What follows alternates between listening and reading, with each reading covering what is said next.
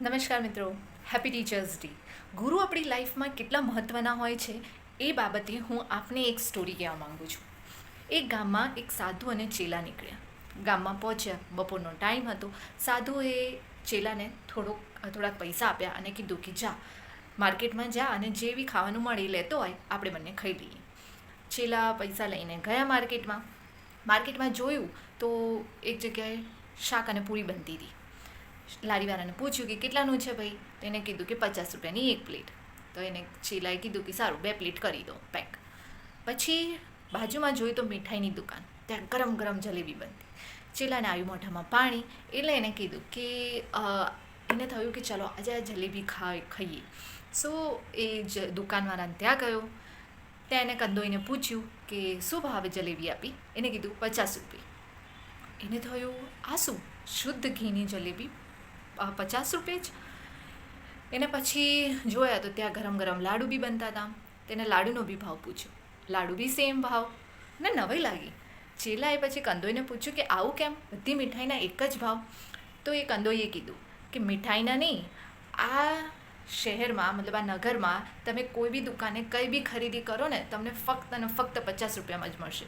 ચાહે ખાવાનું હોય કે શાક હોય કે ફ્રૂટ હોય કે મીઠાઈ હોય કે સોનું હોય કે કપડાં હોય, બધી વસ્તુ 50 રૂપિયામાં. ચેલાને તો નવાઈ લાગી. ચેલાએ કીધું અરે વાહ, અહીંયા તો જલસા જ છે. એ રોટલી સબ્જીનું જે પેકેટ હતું એ લઈને ગુરુ પાસે ગયો અને ગુરુને આ વાત કરી. ગુરુ તો ચિંતામાં પડી ગયા. ગુરુએ ચેલાને ઓર્ડર કર્યો કે ફટાફટ ખાઈ લે, પછી આપણે આ ગામ છોડીને નીકળી જઈએ. ચેલાને નવાઈ લાગી કે અરે ગુરુજી કેમ આવું બોલો છો? આટલું સરસ ગામ છે જ્યાં આટલું સસ્તામાં બધી વસ્તુઓ મળતી હોય તો પછી આપણને શું તકલીફ છે અહીંયા રહેવાની? તો ગુરુએ કીધું કે જો બેટા, જે ગામનો રાજા ને કશું જ્ઞાન ના હોય અને બધી જ વસ્તુ કે બધા વ્યક્તિને સમતોલે એક જ જેવા સમજતો હોય તો સમજી લેવાનું કે એ વ્યક્તિ એ રાજાથી બને એટલી દૂરી રાખવાની. ચેલાને તો વાતમાં બહુ દમ ના લાગ્યો, એટલે એને કીધું કે ના ગુરુજી, હું તો આ જગ્યાએ રહેવાનું છું, હું બીજે ક્યાંય નથી જવાનું. ગુરુ કે કશો વાંધો નહીં, તારી ઈચ્છા, પણ હું તો નીકળું છું. ગુરુજી ખાઈને નીકળી ગયા. ચેલો તો ત્યાં મસ્ત મજાનો રહેવા લાગ્યો. સવારે જાય, અમુક લોકોને જ્ઞાન વેચે, પછી દીક્ષા લઈને જે પૈસા મળે એમાંથી કંઈ ખાવાનું ખાઈને પછી સૂઈ જાય. આ રીતેની વર્ષ નીકળી ગયું. એક દિવસ એક રાજાનો દરબાર ભરાયો. ત્યાં એક મકાનની દિવાલ તૂટવાની સજા ફરમાવાઈ હતી. રાજાએ કીધું કે જેને આ દિવાલ તૂટી છે, જેના મકાનની આ દિવાલ તૂટી છે, એ મકાનની દિવાલ બનાવનારને બોલાવો, એને આજે આપણે ફાંસીની સજા આપીશું. એટલે કોન્ટ્રાક્ટરને બોલાવવામાં આવ્યો. કોન્ટ્રાક્ટરે કીધું મહારાજ, મારો શું વાંક છે આમાં? મેં તો ઈંટોવાળાને કડિયાને કામ આપી દીધું હતું, એ કડિયાએ આ ભૂલ કર્યું, એમાં હું શું કરું? તો રાજાએ કીધું સાચી વાત છે, કડિયાને ફાંસીની સજા આપવાની, એને બોલાવો. કડિયા આવ્યું. કડિયાએ કે મહારાજ, એમાં મારો શું વાંક છે? રેતી અને ઈંટોવાળાનો વાંક કહેવાય, ઈંટો કાચી હોય એમાં દિવાલ પડી જાય, મેં તો વ્યવસ્થિત જ ચણ્યું હતું. મહારાજ કે સાચી વાત છે આ બી, તો તમે ઈંટોવાળાને જ બોલાવો, ઈંટોવાળાનો જ વાંક હશે. ઈંટોવાળાને બોલાવવામાં આવ્યો. ઈંટોવાળો કે મારી ઈંટોમાં તો કોઈ જ ભૂલ નથી, નક્કી રેતીવાળું તકલીફ છે, રેતી જ કાચી હશે એમાં તકલીફો પડી, રેતીમાં ભલીવા નહીં હોય, કાંકરીઓ હશે એટલે એને ભેળસેળ કરીને આપી છે મહારાજ, એટલે આવું થયું.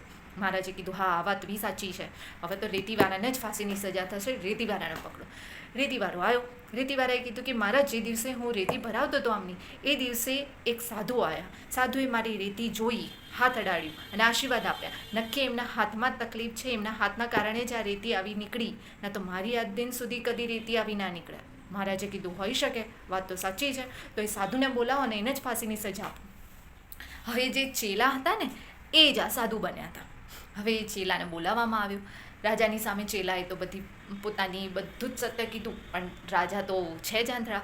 એમને કીધું ના, તને તો ફાંસીની સજા જ આપવામાં આવશે. ત્યાં જ ચેલાના જે ગુરુ હતા, જે ગામ છોડીને જતા રહ્યા, એ ગુરુજી આ એની મદદથી. એમણે કીધું હા મહારાજ, વાત તો તમારી સાચી છે, પરંતુ ચેલાને નહીં, ફાંસીની સજા મને આપો, ચેલાને રહેવા દો. ચેલો નવાઈ પામ્યો કે આ શું છે? ગુરુએ એની ઈશારાથી કીધું તું કે ના, મને ફાંસીની સજા આપો. ઓકે, પછી વાત થઈ. ચેલો કે ના, ગુરુને નહીં, મને જ ફાંસીની સજા આપો. બંને એકબીજામાં ટહસ થવા લાગી. મહારાજા જોવા લાગ્યા. રાજા કે આ શું ચાલી રહ્યું છે? તમે બંને કેમ લટકવા માટે આટલે બધું ઉતાવળ કરો છો? ફાંસીની સજા આપે ને ત્યારે તો લોકો રડતા હોય કે ના, મને ફાંસીની સજા ના આપશો, હું નિર્દોષ છું, આ છું, અને તમે બંને તૈયાર છો, આવું કેમ? ત્યારે ગુરુએ કીધું કે મહારાજ એમાં વાત એવી છે કે આજે મને એક જ્ઞાની માણસ રસ્તામાં મળ્યો હતો. એમને કીધું કે આજના દિવસે ને આ સમયે જે ફાંસીએ લટકે એ આજીવન માટે એને કશું થવાનું નથી, આજીવન એ અમર રહેશે, એ કદી મરી નહીં શકે અને એની પાસે બહુ જ ધન અને દોલત રહેવાની, એ રાજા બની જવાનો છે.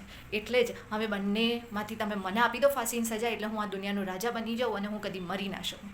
રાજા કે જાજા એવું થોડી હોય, હું રાજા છું, હું જ રાજા બનીશ અને હું દુનિયાનો રાજા બનીશ એટલે હું જ ફાંસીએ ચડીશ. અને એમ કરીને મહારાજ ફાંસીએ ચડી ગયા અને મરી ગયા.